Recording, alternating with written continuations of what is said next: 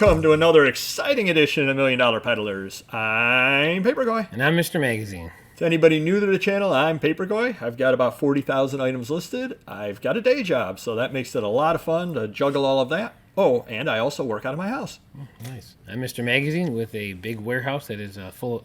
It's at capacity right now. 15 employees and about 500,000 items. Well, now that we're all out of the situation that had occurred over the last year and a half, we can kind of mingle together with the crowd. Very true. Do you see anything wrong with the crowd? I think I'm going to follow that crowd. You think so? All right. I'm going to think about it. What happens if you follow the crowd? Could be good, could be bad, could get sucked in, Yep. You mean like NFTs? Things like that? So everybody seems to want the hot new thing. You know, the craze is Pokemon, and everybody runs out and buys Pokemon. Many years ago, the craze was Beanie Babies. Everybody ran out and they were going to fund their kids' college education on Beanie Babies. Yeah. I'm not thinking that worked out too well for most people. And so on and so on. And I was the same when I was young. Everything was hot. You know, the hot new comic, the hot new this, the hot new that. Yep. Greg Jeffries. Yeah. The hot new rookie card. I remember that. And so on and so on. And everybody runs along and follows the crowd. And I know you had an example you told me about before the show started that you ended up, well, one of the problems with following the crowd, the music stops and you don't have a chair. Yeah. Or to use another one, you're stuck holding the hot potato. Yeah. So what happened? I mean, you didn't spend a lot of money on it, but not too much. But the fidget spinners, you remember those things? I do remember the fidget spinners. What they go for $5-6 a piece? They were things for kids. There were different. There were cheap ones too. Some were $10, $20, but most were like $5. And my kid loved them when he was probably 7, 8 years old. And I bought him different ones. And then I'm thinking like, geez, why don't I buy more? He can collect them and I can sell them. And I think I waited a little bit too long. I got my order in. I had a vending machine in my laundromat, so I'm like, cool. I'll put them in my shop. I'll put them in the vending machine, and I bought 100 of them, and I think I have about 94 of them left. New old stock. Yes. In 20, 30 years from now, you're gonna be so happy those are sitting around. Ooh, Pogs. Oh, Pogs. That was a big one. Yeah, that was a huge one. We rode that early though, so we did well at first, but it had a lot of leftover inventory. Yep. Yeah. That being said, what you can actually make money on Pogs, I'm sure, at this point. Oh yeah. At this point, Michael Jordan Pogs. There's still certain iconic Pogs that you can get something for, sure. Because anything like that crashes and burns, what ends up happening when everybody suddenly realizes it's burning, crashing and burning? Yeah. You've got two groups of people. You've got the people that say, I paid $25 a box. I am not selling this for less than that. Yeah. And those boxes of Pogs are still sitting in their garage and probably will be for quite some time. Or you've got the other group that says, oh my gosh, I paid $25 a box. They're going for $20. I better get out now. The dumpers, and get $20 out of it. I remember they had a vending machine. It was like $10,000 that you could put all these Pogs displayed in and stuff, and we were actually thinking about it. Wow. Really? Yeah. It was that big of a thing? Yeah. The Pogs were. Wow. That's crazy. But make your own Pogs. They had those too, where you can buy the Pog with nothing on it and then get the stickers for people that don't know, why don't you explain what a Pog was? Because this probably is back before some of our it's viewers. probably the size of a $50 maybe. Well, weren't they like the old milk bottle toppers? Yeah, about that size, yeah. Different designs, different weights. Some were metal, some were plastic, some were paper. It was just crazy. And they were branded, like they would have superheroes on them, or they would have... Yeah, they were licensed, and then there were knockoffs, but yeah. Yeah, it was crazy. And that lasted probably a good year or two. Wow.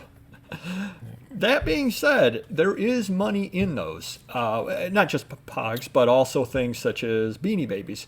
You can make a living on Beanie Babies if you know what you're doing. Mm-hmm.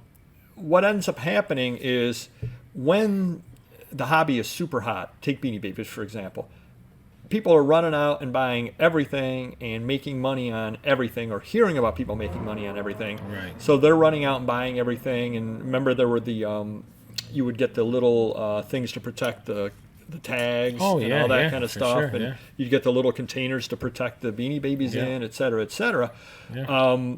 And I've gone on a friend of the channel Facebook group of Primetime Treasure Hunter, and people have sat there and put up and said, hey, should I buy this or not? And they've got like a whole tote full of Beanie Babies that they can buy for $20. And I hear lots of people, run, do not buy it, do not buy it. And I'm thinking to myself, yeah, buy it at $20.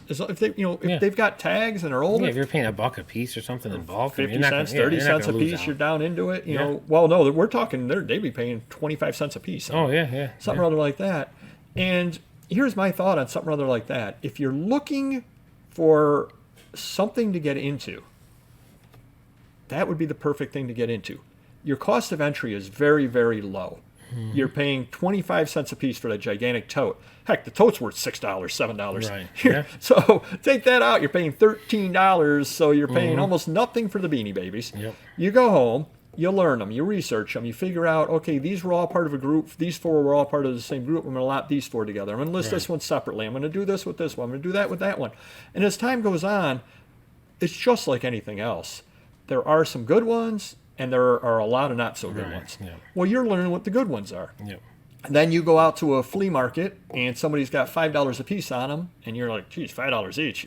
Oh, except that one is pretty good. Right. And you buy the one good one that you can sell for $35, and so on and so on. Then you go out to a different flea market or a garage sale, and they got them, and you go, oh my gosh, And of course, this is where you do a little bit of the salesman job as a buyer. Oh my God, Beanie Babies! I remember these. Yeah. Of course, I've got 3 totes of them that I'm selling. But I remember these. How much are these? Oh, why would anybody want those? Yeah, Is, of right. course, Exactly. what the seller is going to be asking, because they just want them gone. Yeah. I just want them gone. $1 a piece. Oh, really? You got a bunch of them? How much for all of them? All of them, which is exactly what sellers always say. All of them. $5. You take them all. And here's the crazy thing. You walk off with a $7 value tote filled with Beanie Babies that you paid $5 for. Yeah, can't beat that. And so on and so on. So I guess the lesson of the day is, can you make money chasing the hot new thing? Yes, you can. Obviously, you want to get in early. That's the whole key. You want to get in early. You don't want to be the person holding them afterwards. I mean, throughout, and this isn't just a recent thing. Howard the Duck #1 got bought up in bulk back in the day because everybody thought it was going to be the hot new thing. Dazzler #1, because it was the first direct market comic book. Oh, people bought those up like crazy. This is going to be so hot, so hot, so hot. Great for Marvel, not so great for the people that ended up buying them all. Right. And so on and so on. Can you make money selling Dazzler #1? Yes, I just saw one at Heritage Auction at 9.8, now graded, so of course it's high grade. It's going for some crazy money, but it's a 9.8, and I don't know if you remember that cover or not, but it's got I think a lot of black on the cover. So it's going to be tough to get in high grade. So yes, you can still make money after the fact on those things, but let everybody else chase the hot new thing and hold on to it. And meanwhile, you make money selling yesterday's hot thing, because you're paying nothing for it. Real quick, and this is going to post early July, so we're talking about this in mid-June. But have you seen, and I'm going to give you the perfect example of getting stuck holding the bag. Have you been looking at the prices of PSA Jordans? Yes. The rookie cards? Yes. Why don't you tell everybody what's happened with them? Well, I was tracking these back in November, December, and like a PSA 8 was $10,000. Okay. And then after Christmas, early January, they were $15,000. Then in February, they were $20,000. And some may have even gone for $25,000 on the 8s, which pushed the 9 to $50,000, and the 10 was anywhere from $100,000 to $1 million. Yeah, I would say some sold for like $750,000 for a 10. 100 to 150, maybe 200,000 might have been the average peak. Then you had Heritage was getting a premium for a couple of them, and then once PSA I think did their lockdown where you can't send anything in for till mid-July. We still got a month till that happens. In the meantime, you got millions of people hoarding cards to get graded. So when they open it up again, the market's going to get flooded with PSA cards, and then they're going to get another 10 million to grade. But anyways, the Jordan started dropping again. So the 8 was in, say, March, April, May, 15,000, 12,000. I think it's back to the 10, the 10 range, yeah. Yep, and a lot of people spent a lot of money thinking it would just continue to go up. Now, whether they were buying it because they thought it would keep going up, or they were buying it saying, wow, I'm paying $22,000 for it, and I can flip it in 2 weeks for 25,000. Right. Hey, I end up after all my fees and everything, Yeah. or I don't sell it on eBay, I sell it another way, Yeah. and hey, I made a couple of $1,000s real quick just off of that. Yeah. Well, that works real well as long as the prices keep going up. Yeah. It's when the prices go down, that's where the problem comes in. Well, I think it's the whole supply and demand. It's a perfect example because the demand was super high for, Thanksgiving, Christmas, January, when COVID was at its peak, everyone was spending money, and then the demand got less and less, and the supply. Well, the Jordan rules, it was in the news. But the supply was, it's not a rare card, the 10. I mean, it's hard to get a 10 graded, but there's hundreds, if not 1,000 out there in existence. So, the supply is high, but then the demand was dropping again, which brought the card down. Yep. So hopefully that helps you a little bit. Do hit the like button. Do comment down below on some of the times you've swum against the tide. I say that 5 times fast. You've gone against the tide. How about that? And done your own thing, because you can find out you can make a lot of money doing things that nobody else is. And it's kind of the whole niche category, but it's a more recent type niche. It's one thing for me. I sell old paper. I know a friend of the channel, Auction Professor, sells, roller skate labels, and he sells trade cards, and those are very niche items for him, and he does very well with them. Well, we're talking about things that are, recent vintage, 1990s, 2000, 2010s, that you can find out there all the time, that would be really a good thing for you if you're looking for something to get into, to start getting into, because you're paying almost nothing. The cost of entry is almost nothing. Right. You just need some space in order to do it, and you learn as you go along, and you can keep replenishing it. And guess what's going to end up happening? In 20, 30 years, Beanie Babies will be a collectible again. I mean, they still are, but people will be buying. Oh, I remember I had this. Oh, I remember.